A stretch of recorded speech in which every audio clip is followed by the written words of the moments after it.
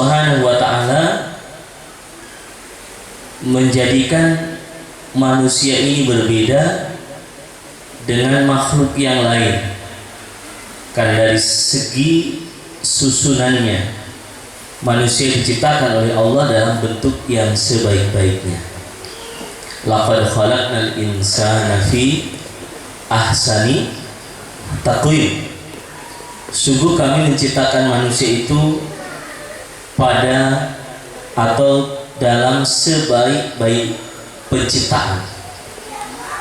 Dan Masya Allah luar biasa, kita ini dengan kondisi seperti ini diciptakan oleh Allah SWT sangat baik, indah dipandang ya. Bentuk wajah kita, bentuk tubuh kita yang kalau kita bandingkan dengan makhluk-makhluk yang lain maka kentara dan sangat kelihatan manusia memiliki kelebihan yang luar biasa. Tetapi kelebihan yang ada pada manusia itu bisa hilang, bisa habis, dan bahkan lebih buruk daripada makhluk yang lain. Di mana Allah berfirman, "Tsumma radadnahu asfala safilin." Kemudian kami bisa kembalikan manusia itu pada tempat yang paling rendah. Orang-orang Barat, ya orang-orang Barat secara umum mereka karena bersifat materialis maka melihat manusia hanya sebatas kumpulan daripada ya organ-organ tubuh saja, ya, yang tidak memandang manusia memiliki ya jiwa yang memiliki pertanggungjawaban di akhirat kelak. Ya ini. Nah, sementara Islam menyadari bahwa manusia ini memiliki akal, ya. Masalah akal letaknya di mana? Para ulama berbeda pendapat. Ya, ada sebagian mengatakan di sini, sebagian mengatakan di dada. Nah, kita lebih cenderung dan berdasarkan beberapa dalil-dalil yang ada, ya akal itu memang perpaduan antara sistem yang ada di otak kita dengan apa yang ada di hati kita, itulah akal. Ya. Dan para ulama muhakkikun menjelaskan bahwa akal itu di sini, karena disinilah ya tempat ya manusia bisa merasakan. La ta'mal absar walakin ta'mal al-qulub allati fis sudur. Ya. Mereka ya tidak buta mata, tetapi buta yang ada di dada mereka. Subhanahu wa ta'ala menjadikan manusia ini berbeda dengan makhluk yang lain karena dari segi susunannya manusia diciptakan oleh Allah dalam bentuk yang sebaik-baiknya.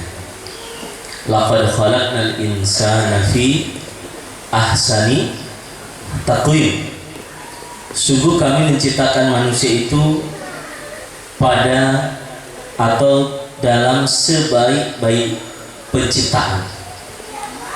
Dan Masya Allah luar biasa, kita ini dengan kondisi seperti ini diciptakan oleh Allah SWT sangat baik, indah dipandang ya. Bentuk wajah kita, bentuk tubuh kita yang kalau kita bandingkan dengan makhluk-makhluk yang lain maka kentara dan sangat kelihatan manusia memiliki kelebihan yang luar biasa. Tetapi kelebihan yang ada pada manusia itu bisa hilang, bisa habis, dan bahkan lebih buruk daripada makhluk yang lain. Di mana Allah berfirman, "Tsumma radadnahu asfala safilin." Kemudian kami bisa kembalikan manusia itu pada tempat yang paling rendah. Orang-orang Barat, ya orang-orang Barat secara umum mereka karena bersifat materialis, maka melihat manusia hanya sebatas kumpulan daripada ya organ-organ tubuh saja, ya, yang tidak memandang manusia memiliki ya jiwa yang memiliki pertanggungjawaban di akhirat kelak. Ya ini. Nah, sementara Islam menyadari bahwa manusia ini memiliki akal, ya. Masalah akal letaknya di mana? Para ulama berbeda pendapat. Ya, ada sebagian mengatakan di sini, sebagian mengatakan di dada. Nah, kita lebih cenderung dan berdasarkan beberapa dalil-dalil yang ada, ya akal itu memang perpaduan antara sistem yang ada di otak kita dengan apa yang ada di hati kita, itulah akal, ya. Dan para ulama muhakkikun menjelaskan bahwa akal itu di sini, karena disinilah ya tempat ya manusia bisa merasakan. La ta'mal absar walakin ta'mal al-qulub allati fis sudur, ya. Mereka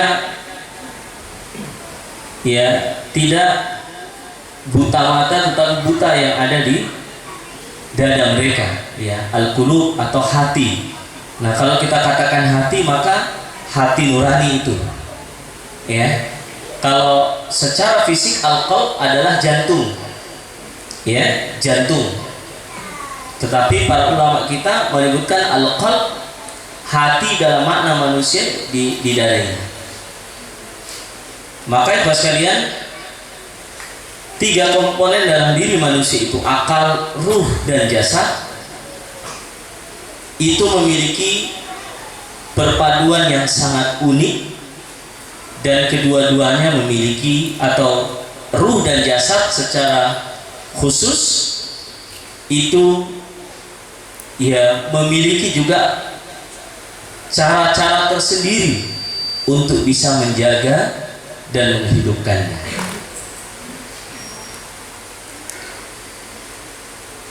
Kenapa kita perlu mentazkiyah, ya, membersihkan dan mensucikan diri kita, ya.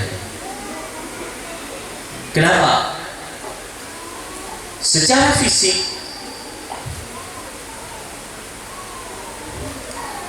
manusia ini bisa kotor, bisa kena najis, bisa terkena hal-hal yang tidak nyaman buat tubuh kita secara fisik. Maka Islam telah mengajarkan kepada kita bagaimana bersuci dan bagaimana membersihkan dari hal-hal yang sifatnya jasmani, ya. Ada cara-cara bersuci, ada cara-cara bersuci baik dari yang najis maupun yang sifatnya hadath, ya, bersuci dari najis dan hadath.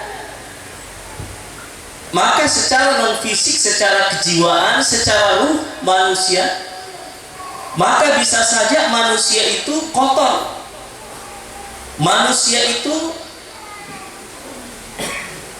tercemar oleh sesuatu yang bisa mengotori jiwanya. Dan yang kadang orang tidak menyadari, ya, orang tidak menyadari. Sebagaimana fisik, ketika dia terkena kotoran-kotoran atau terkena bakteri atau virus yang terkadang juga bisa merusak dan menembus fisik manusia sehingga masuk menjadi penyakit, maka jiwa manusia pun demikian.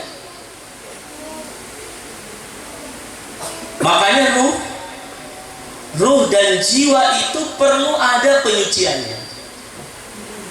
Cuman metode dan cara mensucikan jiwa itu berbeda dengan cara dan metode mensucikan fisik. Apa yang mengotori jiwa kita? Dosa, jelas. Nabi Shallallahu Alaihi Wasallam menyebutkan bahwa ketika manusia berdosa itu diletakkan atau ada satu nuktah. Nuktah itu satu ya semacam satu titik yang mana titik itu bisa menyebar. Satu nuktatan sauda, satu titik hitam ketika hamba itu berdosa. Nah, dosa itu kan sumbernya dua. Karena kita meninggalkan kewajiban atau karena kita melakukan kesalahan. Ini juga sebagian orang memahami dosa itu kalau berbuat salah. Orang tidak sholat maka tidak berdosa. Saya kan tidak mengganggu orang lain. Padahal sumber dosa itu karena dia melakukan kesalahan maupun karena dia meninggalkan kewajiban. Maka bisa kotor hatinya. Bisa kotor hatinya. Bahkan bisa mati. Sebagaimana penjelasan para ulama kita, manusia itu memiliki hati yang berbeda-beda. Fisik, jamaah sekalian, fisik kan bisa sakit ya. Fisik manusia itu yang sehat sedikit, sehat sekali sedikit. Yang sakit sekali juga jumlahnya banyak, tetapi tidak terlalu banyak seperti kondisi orang yang antara sehat dan sakit. Bagaimana antara orang yang sehat dan sakit itu? Dibilang sehat selalu lemah juga fisiknya, batuk-batuk, sakit-sakit. Tapi dibilang sakit juga masih bisa jalan-jalan. Inilah yang terkadang manusia tidak tahu bahwa dia sudah dalam posisi sakit.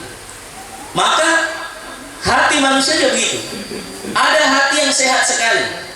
Ini jarang yang punya ini. Dan inilah yang dimiliki oleh para nabi dan rasul. Yang ayatnya yauma la yanfa'u malun wala banun illa man atallaha biqalbin salim.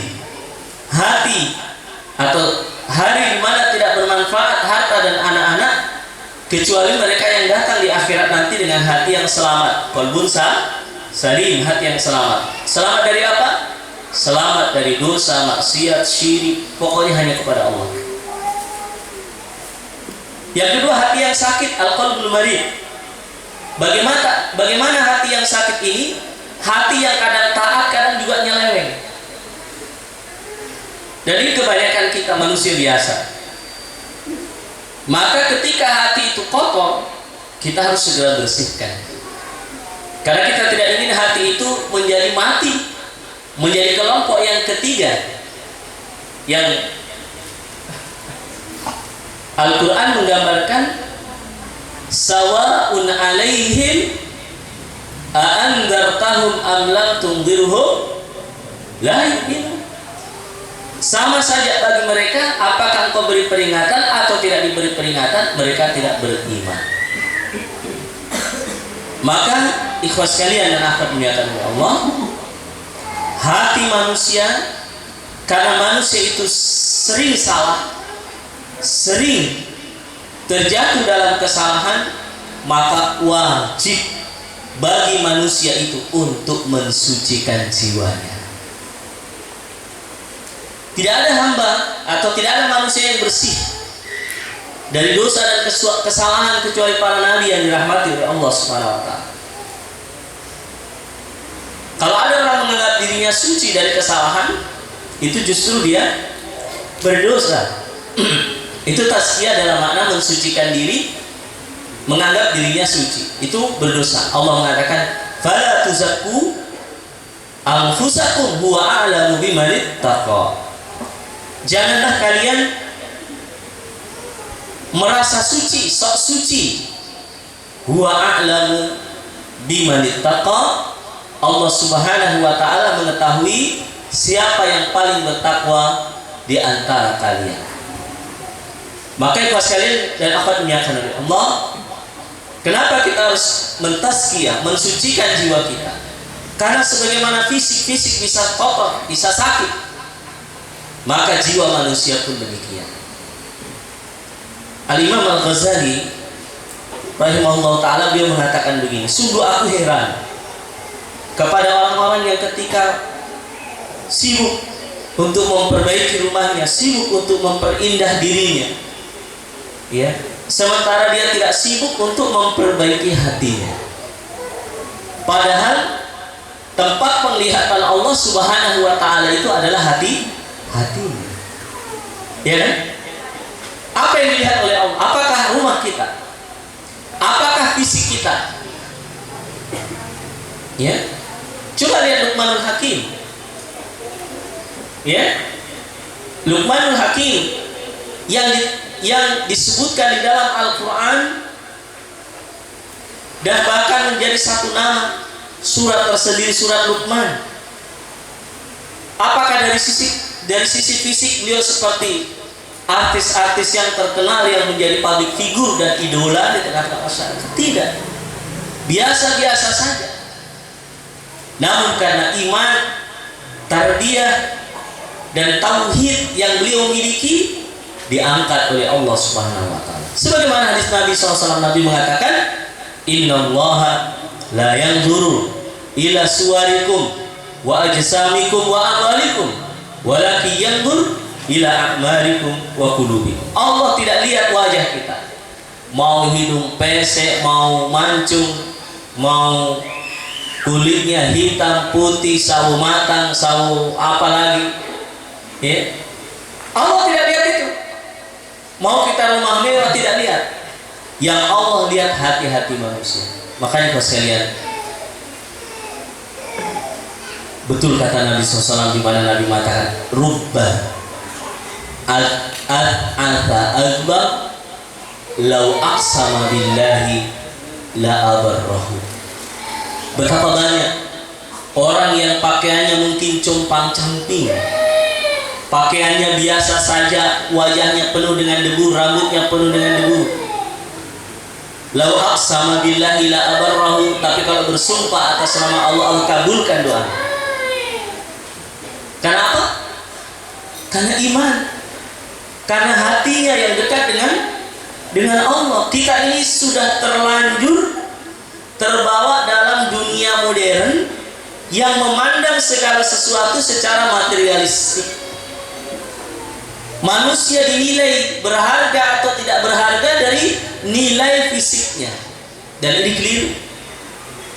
Allah Subhanahu wa ta'ala tidak menjadikan fisik sebagai penilaian, karena apa yang datang dari tanah akan kembali ke tanah.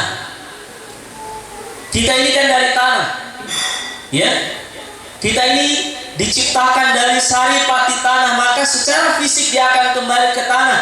Dia akan dimakan cacing, dia akan hancur dan kembali ke tanah. Sementara yang datang dari Allah, maka dia akan kembali kepada Allah. Apa yang datang dari Allah? Ruh yang ditiupkan oleh malaikat, ya, ke dalam tubuh kita.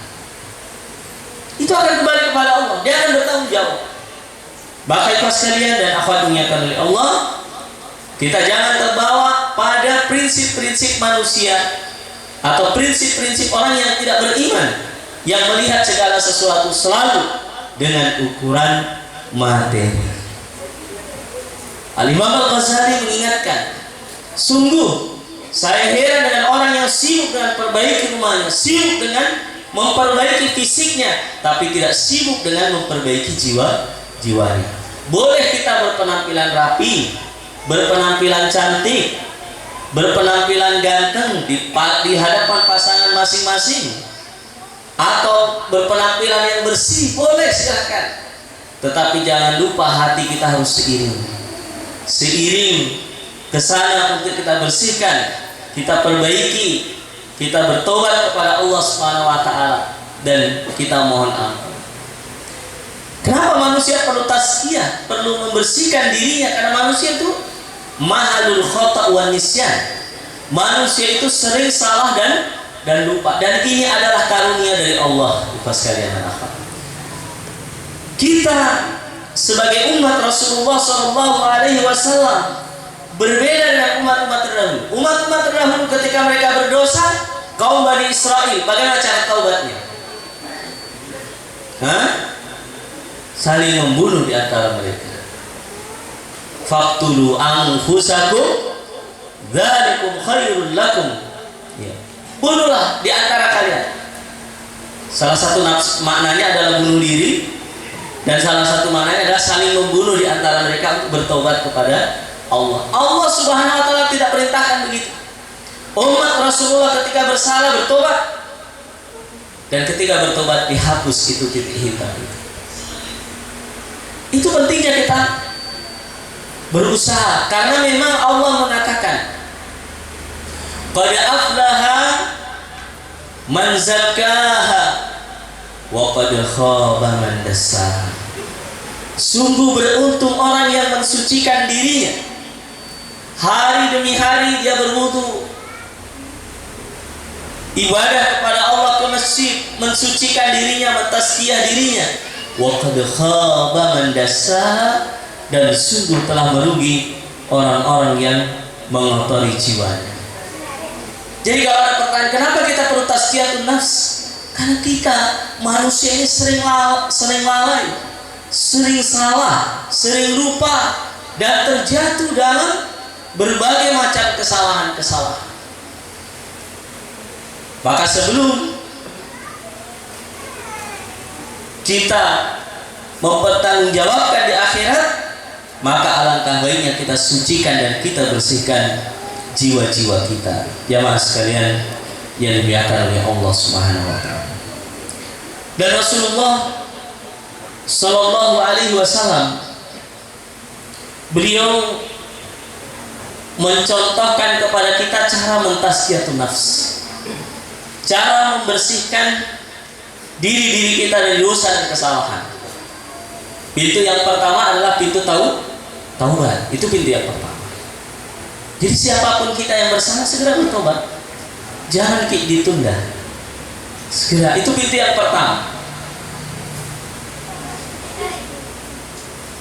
Selama manusia mau kembali kepada Allah dan meninggal dalam keadaan telah bertobat kepada Allah, maka dosanya diampuni.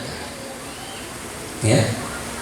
Innallaha yaqbalu taubatal 'abdi ma lam yughargir. Sesungguhnya Allah Subhanahu wa taala menerima taubat seorang hamba sebelum napasnya di tenggorokan. Selama hamba tersebut mau memohon ampun kepada Allah, maka Allah ampunkan. Pernah datang kepada Nabi seorang yang sudah tua, pakai tongkat, alisnya sudah turun, kulitnya keriput, matanya sudah kabur.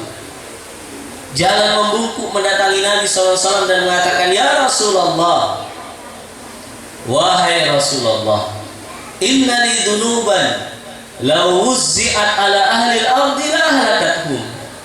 Ya Rasulullah, saya ini punya dosa, kalau dibagi sama penduduk bumi ini saya akan menghancurkan mereka.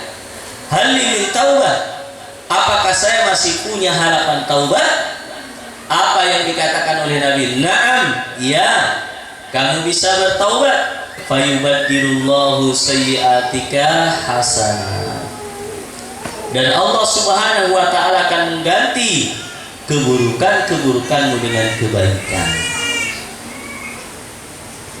Taubat adalah pintu untuk kita mentazkiyah diri kita.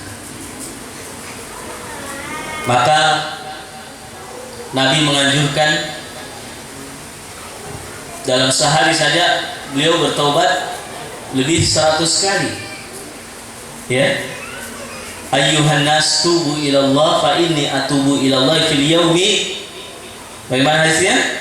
Fil yaumi mi'ata marrah. Wahai manusia, bertobatlah kepada Allah, sesungguhnya aku bertobat kepada Allah 100 kali dalam sehari. Bahkan dalam satu majelis lebih 100 kali beliau beristighfar. Tidak ada di antara kita yang suci. Kita semua punya salah. Kita semua punya kesalahan. Dan pintu untuk membersihkan jiwa kita adalah dengan bertaubat. Yang kedua adalah beramal. Nabi Sallallahu Alaihi Wasallam bersabda, ya dalam ayat dulu, illa man taba wa amana wa amila amalan sholihan, kecuali yang bertobat, beriman dan beramal soleh. Dalam hadis Nabi mengatakan, wa'at bi sayyi'atal hasanata tamhuha, ikutilah perbuatan yang buruk itu dengan perbuatan yang baik, niscaya akan bisa menghapus perbuatan buruk tersebut. Beramal, beribadah, tekun, sholat. Sholat itu nilainya besar, ya, sholat 5 waktu. Nabi Shallallahu Alaihi Wasallam mengumpamakan orang yang sholat 5 waktu seperti orang yang mandi, atau orang yang di depan rumahnya ada sungai dengan air yang jernih. Setiap hari dia mandi 5 kali di sungai yang jernih tersebut. Lalu Nabi mengatakan kepada para sahabat, hal min daranihi syai', apakah masih ada kotoran dalam diri orang itu? Para sahabat mengatakan, tidak ya Rasulullah. Itulah perumpamaan orang sholat 5 waktu. Luar biasa. Dari mulai berwudu, orang yang berwudu, ya, kemudian dia keluar dari rumah menuju masjid, tidaklah dia melangkah 1 langkah kecuali diampuni dosanya dan diangkat derajatnya, dan itu berlaku saat pergi dan ketika kembali. Sholat kita jaga baik-baik, mi'rajul mukmin, sarana kita untuk bermunajat kepada Allah Subhanahu wa Ta'ala kita jaga, kita pelihara. Qad aflahal mu'minun, beruntunglah orang-orang yang beriman, mereka orang-orang yang menjaga sholatnya. Syariat sholat karena menunjukkan pentingnya Allah Subhanahu wa Ta'ala memi'rajkan Nabi, ya.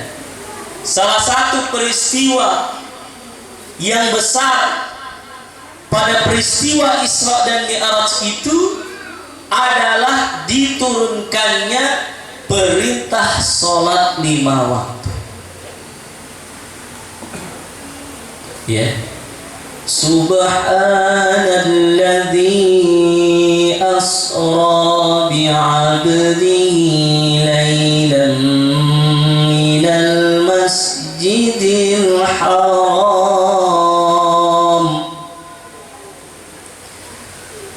ilal masjidil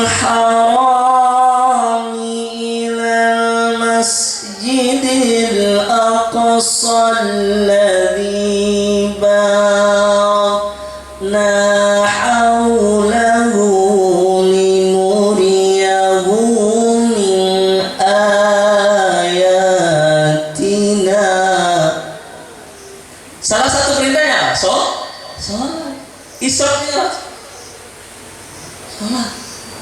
Jaga. Nabi SAW perhatikan betul sholat 5 waktu ini. Bahkan Nabi mengatakan, wa ju'ilat qurratu 'aini as-shalah, dan dijadikan sesuatu yang menyejukkan pandangan mata saya adalah sholat. Sholat. Bahkan pada zaman Nabi SAW ada seorang yang melakukan dosa, mengadu kepada Nabi, dan Nabi perintahkan sholat. Sholat. Perbanyak sholat, bukan hanya yang wajib, tambah yang sunnah-sunnah. Ini penting. Ini untuk mensucikan diri kita. Dengan sholat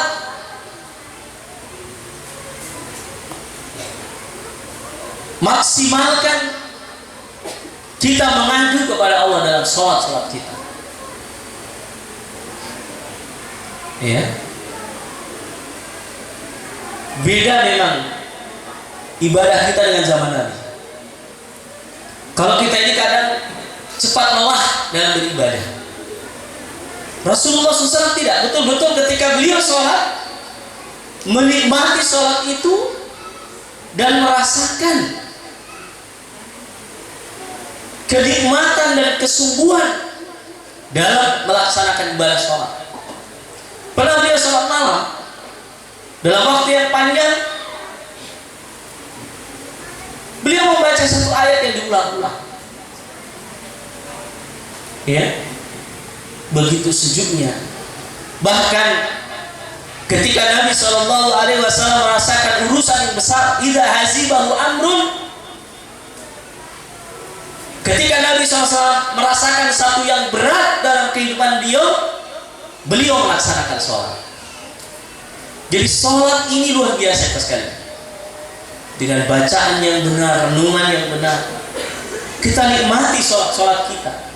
Disitulah tempat kita mengadu, memohon kepada Allah Subhanahu wa ta'ala. Nabi itu kalau sudah sholat bergemuruh. Ya, ada seorang sahabat atau para sahabat menceritakan kalau Nabi sudah berdiri sholat, sahabat merasakan gejolak dada Rasulullah SAW bergemuruh. Ya, seperti air yang mendidih, bergemuruh bunyinya, karena ya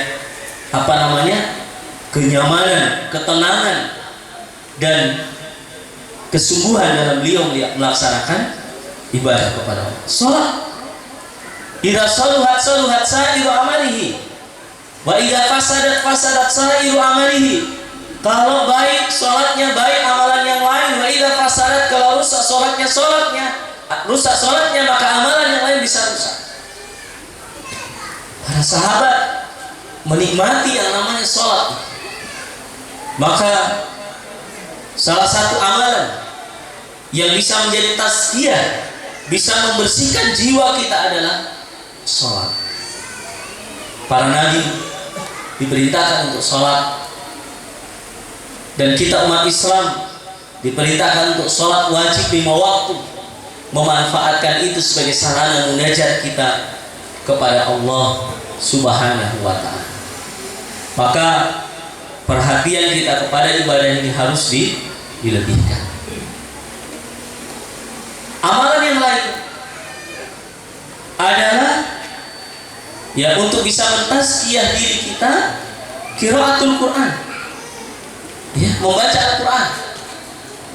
Ini bisa mensucikan diri kita, karena tidaklah satu huruf yang kita baca kecuali bernilai pahala di sisi Allah Subhanahu wa ta'ala. La aqulu alif lam mim, walakin alifun harfun wa lamun harfun wa mimun harfun. Aku tidak mengatakan alif lam mim itu satu huruf, tapi alif satu huruf, lam satu huruf, dan mim satu huruf. Wal hasanatu bi asyri amsalha, dan kebaikan itu dilipat gandakan menjadi 10 kali lipat. Perhatian kita kepada Quran. Nabi SAW dan para sahabat adalah kedua dalam hal ini. Mereka memiliki perhatian yang besar. Mereka bukan hanya menghafal atau bukan hanya membaca, tapi mereka menghafal, mereka memahami, dan mereka mengamalkan dalam kehidupan sehari-hari. Bagaimana dengan kita? Kedekatan kita dengan Al-Quran hari ini. Apakah kita sudah berusaha menghafal Al-Quran, memahami makna-maknanya, belajar bahasa Arab untuk bisa memahami ayat-ayat Al-Quran itu? Kalau zaman Nabi Rasulullah SAW dibacakan Al-Quran, bisa menangiskan, Rasulullah paham makna daripada ayat itu. Sementara kita hari ini, kita dibacakan Al-Quran, kita tidak paham, karena kita tidak memahami makna dan tidak tahu konteks bahasa tersebut. Maka saya mengajak kepada jamaah sekalian, kepada ikhwan dan akhwat, ayo bersemangat belajar bahasa Arab, ayo bersemangat mempelajari Al-Quran. Kalau bisa sesuatu yang paling kita perhatikan Al-Quran, jangan sampai lidah kita ini jarang atau tidak fasih melafadzkan ayat-ayat Quran. Jangan merasa cukup. Oh, saya sudah bisa. Jangan merasa cukup. Cek lagi tajwid kita. cek lagi kepada guru bagaimana bacaan Quran. Karena Quran ini yang akan membuat kita tinggi nanti di akhirat. Ya. As-siyam wal Quran yashfa'ani li sahibihima yawmal qiyamah. Puasa dan Al-Quran akan memberikan syafaat bagi orang yang memilikinya pada hari kiamat nanti. Di hari kiamat nanti akan didatangkan. Kemudian dikatakan kepadanya, Iqra, bacalah. Ya, Iqra,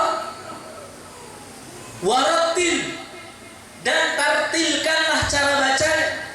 Kama kunta turattil fid dunya, sebagaimana kamu telah membacanya di dunia. Fa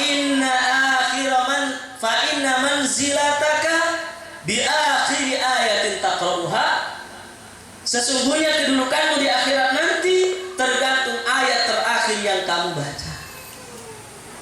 Ayo yang masih muda-muda, baca Quran, hafal Al-Quran, perhatikan Al-Quran. Bagi orang tua, perhatian yang penuh terhadap anak-anaknya bagaimana memahami Al-Quran dan menghafal Al-Quran. Jangan ada alasan saya ini sudah buntu, Ustaz. Ya buntu tuh. Tidak ada. Selama kita masih mencoba, tidak boleh di antara kita mengatakan saya sudah tidak bisa, ini sudah penuh memori saya.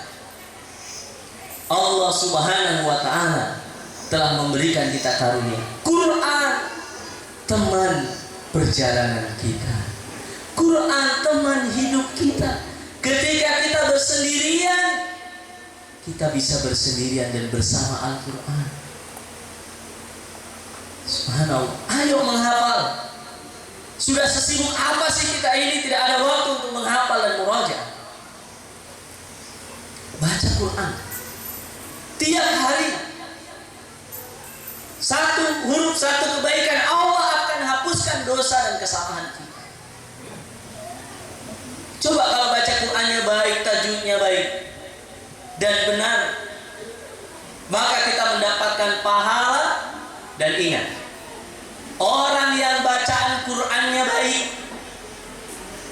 benar, maka dia akan dikumpulkan bersama para malaikat yang suci.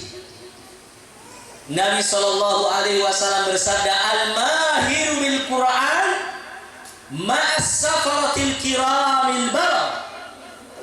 Orang yang mengajinya baik, benar, mahir, pandai terhadap Al-Quran, ma'as safaratil kiramil barah, maka akan dikumpulkan bersama malaikat-malaikat yang taat dan suci.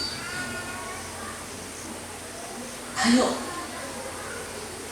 ubah lidah kita ini, latih lidah kita ini untuk melafazkan Al-Quran yang benar, membacanya, memahami maknanya. Apalagi zaman seperti ini, tidak ada alasan lagi kita tidak bisa bahasa Arab.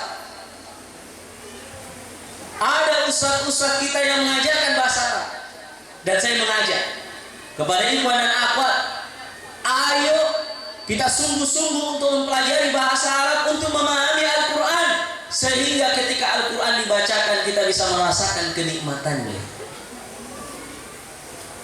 Nabi SAW pernah mengatakan kepada seorang sahabat, Ibnu Mas'ud, ya Ibnu Mas'ud, Iqra alayya Al-Quran. Wahai Ibnu Mas'ud, bacalah Al-Quran kepadaku. Karena Ibnu Mas'ud orang yang bagus bacaannya, benar tajwidnya. Maka Ibnu Mas'ud mengatakan, Aqra'u alayka Al-Quran wa ilaika unzila ya Rasulullah. Apakah saya baca Quran sementara Quran itu turun kepada engkau ya Rasulullah? Maka Nabi mengatakan, uhibbu an asma' min ghairi. Saya senang kalau mendengarkan Quran. Ketika sampai di surat An-Nisa, ketika sampai pada ayat fa kaifa idza ji'na min kulli ummatin bi syahid wa ji'na bika 'ala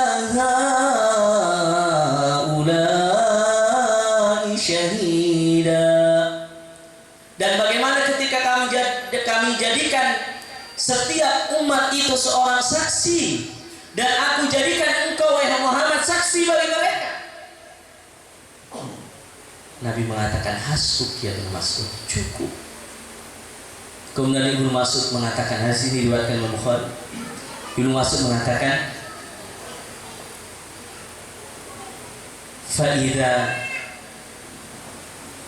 ainai Rasulullah sallallahu alaihi wasallam tadrifan. Maka saya melihat kedua mata Rasulullah sudah berlinang dengan air mata ketika aku membacakan ayat ini. Bagaimana Rasulullah dijadikan saksi sementara dibacakan Al-Quran, dan dia seorang Nabi, terasa betul dalam diri Rasulullah SAW. Para sahabat, ada yang memimpin sholat, ketika imam kemudian membaca hal ataka haditsul ghasyiyah, hal ataka haditsul ghasyiyah, baca ayat itu Umar bin Khattab tidak bisa melanjutkan karena memahami ayat itu ayat tentang hari kiamat, dan terpaksa harus mengambil ayat yang lain. Begitulah para sahabat, mereka paham. Apakah mereka dulunya ahlul Quran? Tidak.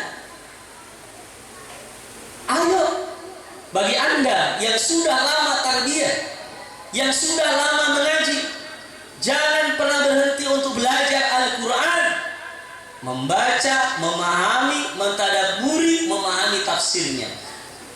Dan tidak ada cara lain kecuali kita memahami bahasa Arab. Ayo belajar bahasa Arab. Sudah ngaji puluhan tahun, aib kalau tidak ada sedikit pun bahasa Arab. Belajar. Ada Google, ada YouTube, ada guru. Apa yang kurang? Saling melengkapi. Maka membaca Al-Quran akan meninggikan derajat dan mentazkiyah dan bisa membersihkan diri kita. Kenapa bisa demikian? Allah menyebutkan di dalam Al-Quranul Karim, Huwallazi ba'atsa fil ummiyina rasulan minhum. Dialah Allah Subhanahu wa taala ba'atsa fil ummiyin, yang mengutus nabi di kalangan para ummiyin, rasulan minhum, rasul di kalangan mereka, yatlu alaihim ayati, yang rasul itu membacakan ayat kepada mereka.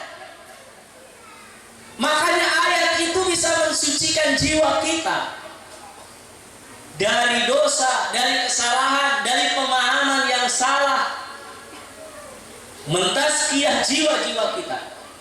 Allah mengatakan, Huwallazi ba'atsa fil ummiyina rasulan minhum yatlu alaihim ayatihi wa yuzakkihim wa yu'allimuhumul kitaba wal hikmah wa in kanu min qablu lafi dhalalin mubin. Dialah Allah yang mengutus rasul dari kalangan mereka, yatlu alaihim ayatihi, yang membacakan ayat-ayat kepada mereka, wa yuzakkihim, dan mensucikan mereka. Ayat bisa mensucikan.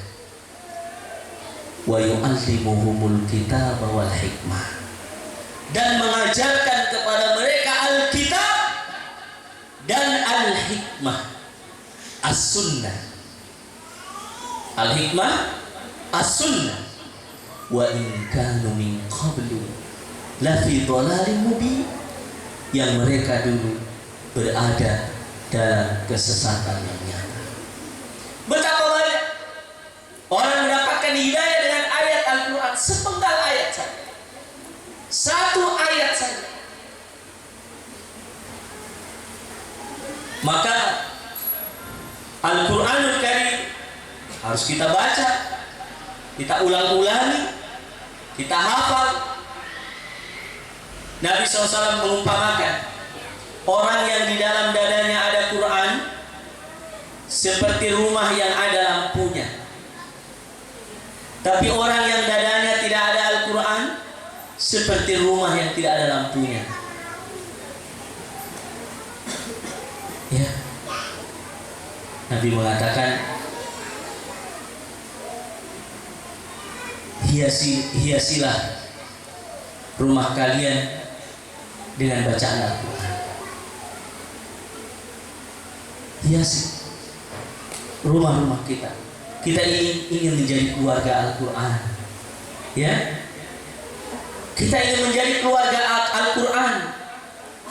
Kita ingin setiap rumah kaum muslimin ada penghafal Quran.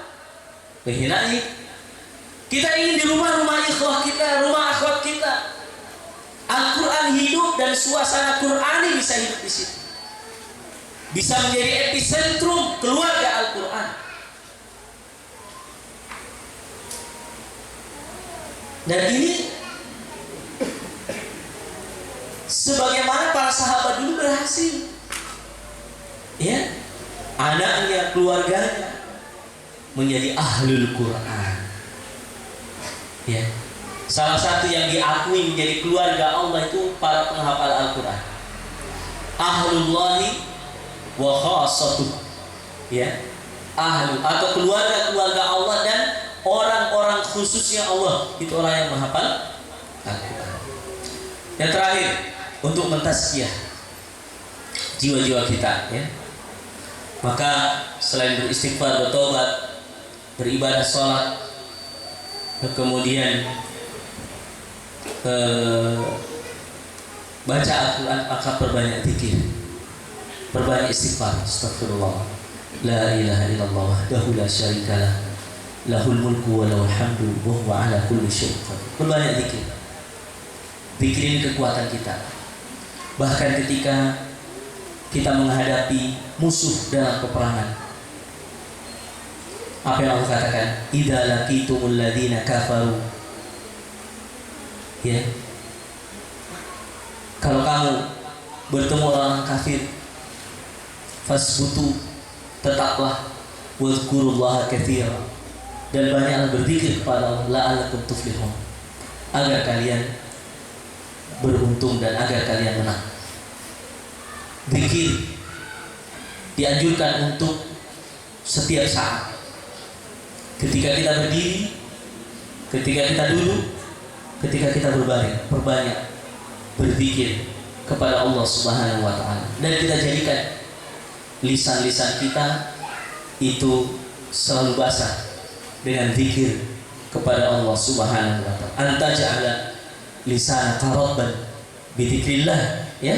Kau jadikan lisan-lisanmu itu basah dengan banyak mengingat Allah Subhanahu wa taala. Nabi telah menunjukkan hal ini, dan memperbanyak zikir akan memberikan kekuatan pada diri kita. Ya, memperbanyak zikir akan mengundang rahmat Allah Subhanahu wa taala. Apa kata Allah? Faqultu astaghfiru rabbakum innahu kana, mana ayatnya? Ghaffar. Perkataan Nabi Nuh kepada kaumnya. Dan aku katakan, istaghfiru rabbakum, mohon ampunlah kepada Rabb kalian, innahu kana ghaffara, sesungguhnya Allah Subhanahu wa taala Maha mengampuni kesalahan. Apa lanjutan ayat itu? Yursilis samaa 'alaikum midrara wa yumdidukum bi amwalin wa banin wa yaj'al lakum jannatin wa yaj'al lakum anhara. Yursilis samaa 'alaikum midrara, Allah Subhanahu wa taala akan mengirim kepada kalian hujan yang berberkah. Wa yumdidukum bi amwali wa banin, dan Allah akan memperbanyak bagi kalian harta dan anak-anak. Jadi banyak zikir, banyak istighfar, harta kita akan ditambah oleh Allah, keberkahan. Akan diberikan keturunan. Yang belum punya anak banyak zikir, ya. Yang sudah menikah lama belum punya anak banyak zikir. Ada seorang yang datang kepada Syekh bin Baz, saya sudah 1 tahun menikah tidak punya anak. Banyak dikit. Nanti setelah 1 tahun datang lagi sudah punya anak. Ya, makanya ya ada di antara mungkin kita yang banyak anak yang mungkin banyak zikir. Alhamdulillah. Banyak zikir akan memberikan kekuatan. Wa yazidukum quwwatan ila quwwah. Allah akan tambahkan kekuatan pada diri kalian dengan banyak berzikir kepada Allah Subhanahu wa taala. Maka zikir adalah bagian daripada upaya dan cara kita untuk mentasbih diri kita. Karena dengan zikir hati kita akan tenang. Ala bi dzikrillahi tatmainnul qulub. Yang gelisah, yang gundah gulana banyak zikir. Astaghfirullah, la ilaha illallah, la haula wala quwwata illa billahil aliyyil azim. La ilaha illallah wahdahu la syarika lah, lahul mulku wa lahul hamdu wa huwa ala kulli syai'in qadir. Astaghfirullah, la haula wala quwwata illa billah. Berbanyak zikir.